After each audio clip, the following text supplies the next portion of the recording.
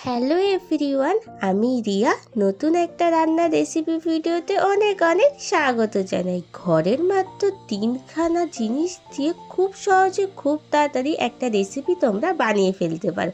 তো আজকে আমি সেই রেসিপিটা তোমাদের সঙ্গে শেয়ার করতে এসেছি।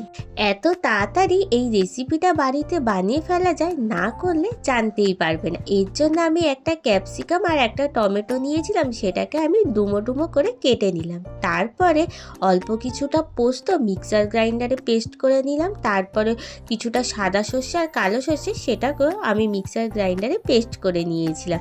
তারপরে মিক্সার গ্রাইন্ডারটা ধুয়ে পোস্তর জলটাকে বাটিতে রেখে দিলাম। এখানে কালো সর্ষের থেকে সাদা সর্ষের ভাগটা একটু বেশিই ছিল। এরপর কড়ার মধ্যে অল্প একটু সর্ষের তেল দিয়ে 4টে ডিম ফাটিয়ে হালকা করে নুন দিয়ে নরম করে ভেজে নিলাম। আর এই নরম ডিমগুলো খেতে এত ভালো লাগছে কি বলবো। তারপর কড়ার মধ্যে আবার একটু সর্ষের তেল দিয়ে দিলাম আর তার মধ্যে পেঁয়াজ কুচিটাকে আগে ভেজে নিলাম। তারপর সেই কড়ার মধ্যে টমেটো আর ক্যাপসিকামটাকে দিয়ে একদম হালকা করে ভেজে নিয়েছিলাম। আর পেঁয়াজটা যখন আমি ভেজেছিলাম যাতে গোলাপি গোলাপি যখন কালারটা চলে আসবে তখনই আমি পেঁয়াজটাকে তুলে নিয়েছিলাম। আর টমেটোটাকে যখন ভেজেছিলাম যাতে টমেটোটা একদমই না গলে যায় সেই হিসাবে আমি তুলে নিয়েছিলাম।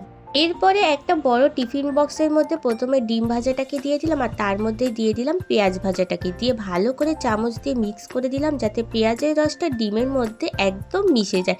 এরপরে দিয়ে দিলাম টমেটো আর ক্যাপসিকাম ভাজাটাকে, দিয়ে আবারও ভালো করে মিক্স করে নিলাম।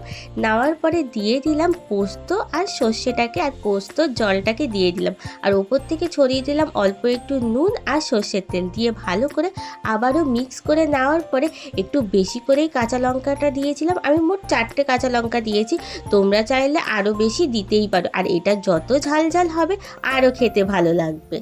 20 মিনিট মতন আমি ডিমটাকে স্টিমে রেখে দিয়েছিলাম। তারপরে রেডি হয়ে গেল আমাদের ঝুড়ো ঝুড়ো ডিম ভাপা।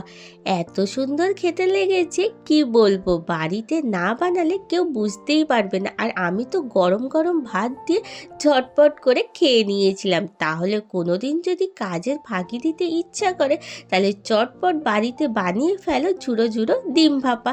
আজকের রেসিপিটা এই পর্যন্ত, টাটা।